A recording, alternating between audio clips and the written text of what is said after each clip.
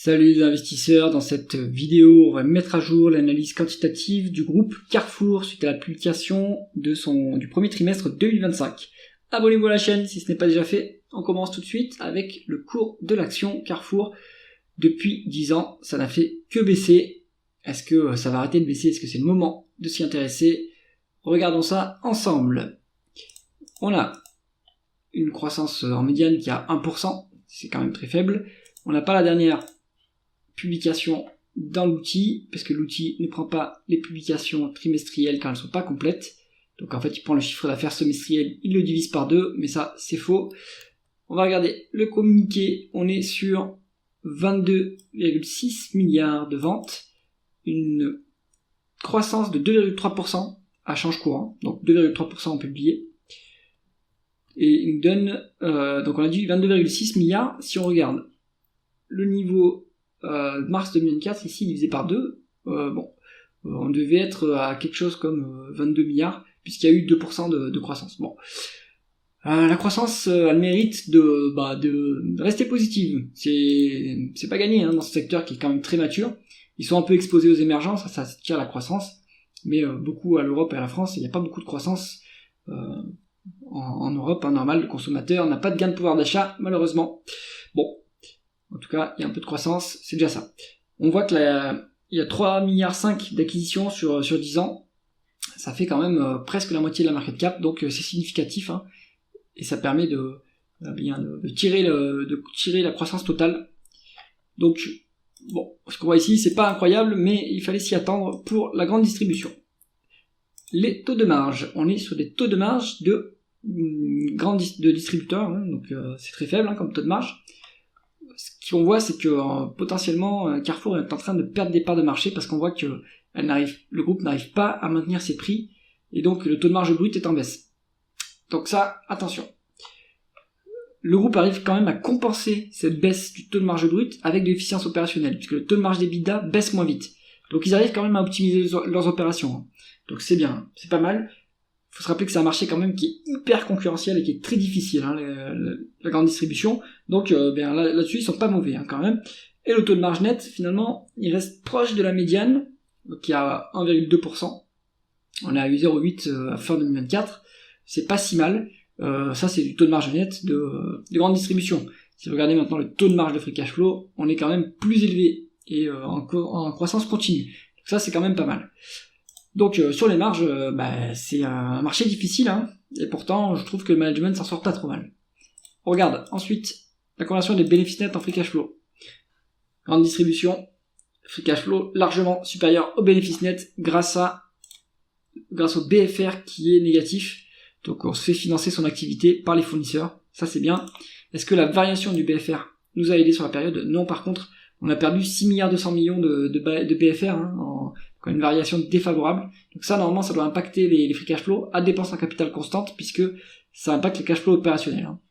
Si on regarde les dépréciations amortissements par rapport aux dépenses en capital, on a quand même un surcroît de dépenses en capital par rapport aux dépréciations amortissements, donc on continue à développer l'activité avec 8 milliards de dépenses en capital supplémentaires. Donc ça, c'est pas mal pour la croissance future. Et maintenant, qu'est-ce qu'on a en other non-cash item? On en a pour 18 milliards. Ça vous explique qu'il y a une bonne partie du différentiel, mais là vous n'avez pas la somme de tout, donc rendez-vous dans les tableaux de flux de trésorerie pour savoir d'où vient la différence. Pour valoriser Carrefour, s'il n'y a pas de dette, on utilisera plutôt les free cash flow, et on va continuer avec la rentabilité opérationnelle, mesurée via le rendement des capitaux investis. On est sur 6% de rendement des capitaux investis en médiane, qui est pas très élevé, mais en même temps, c'est pas un secteur qui est hyper rentable non plus. On a un rendement aux 12 derniers mois à 5,6%, donc ça reste pas si loin de la médiane, mais c'est pas incroyable. C'est tout juste convenable. D'un autre côté, on n'a pas beaucoup de croissance, donc on n'a pas besoin d'une énorme rentabilité pour autofinancer la croissance. On regarde maintenant l'endettement de la société. Bon, ce qu'on voit ici, c'est pas engageant non plus. La dette, structurellement, elle est en augmentation. Et le ratio dette nette sur EBITDA aussi, puisque l'EBITDA est plutôt constant à 3,6 milliards, alors que la dette augmente. On est endetté à plus de 5 fois, presque 5 fois, 4 fois l'EBITDA. Attention, ce chiffre-là peut inclure les loyers, ce qui n'est pas vraiment une dette au sens financier. Donc il faut retraiter pour voir quel est le niveau d'endettement. Peut-être que c'est dans le communiqué d'ailleurs. Est-ce qu'ils en parlent ici? Ils parlent pas de dette. Si ils parlent de la dette, ils disent... ils en parlent pas ici en fait, non. Il faudra aller dans la publication semestrielle. Hein. Ici vous avez que les variations de chiffre d'affaires et donc pas l'évolution du bilan. Donc à vérifier par la suite, voir ce que dit le management. Je pense pas qu'on soit endetté quand même à ce niveau-là. Il y a probablement du loyer. Hein. Donc à voir. La rémunération de l'actionnaire. On est sur un dividende d'augmentation, 600 millions de dividendes versés, ça représente un quart des free cash flow. Donc il est soutenable à ce niveau. Rendement d'actionnaire, 14,7%. On a du dividende et des rachats d'actions. C'est incroyable.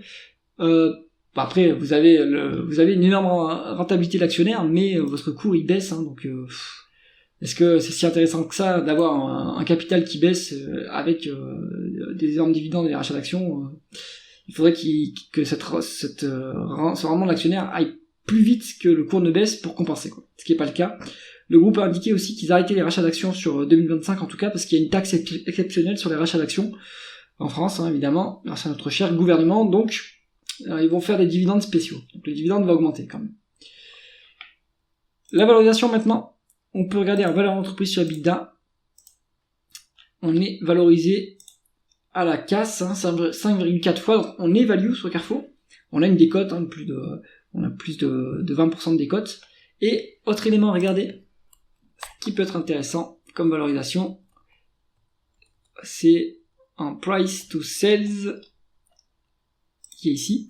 On est sur le niveau le plus bas depuis, au début de l'année on était un peu plus bas, mais on a un niveau de price to sales qui quasiment jamais été atteint, hein, donc on n'est même pas au niveau de 2008, donc le multiple il est au ras des pâquerettes.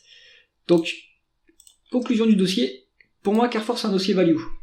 Les dossiers value, on joue, alors vous avez plusieurs écoles, hein. Vous avez le value quality value, dans ce cas-là bonne rentabilité, un peu de croissance et des multiples assez doux, et vous avez la value plutôt, alors là ça sera plutôt deep value on va dire, décote incroyable sur les flux, potentiellement une décote sur les actifs tangibles, on peut regarder.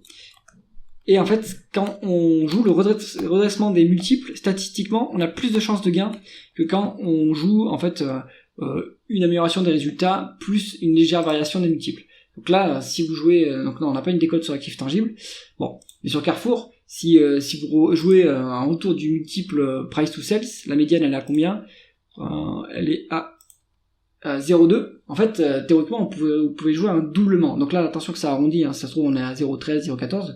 Mais bon, là, en fait, sur Carrefour, si ça se redresse, on peut doubler. Hein. Mais bien sûr, ce sont des hypothèses. C'est à vous de faire votre analyse pour savoir si ça peut se produire. Je ne donne pas de conseils en investissement.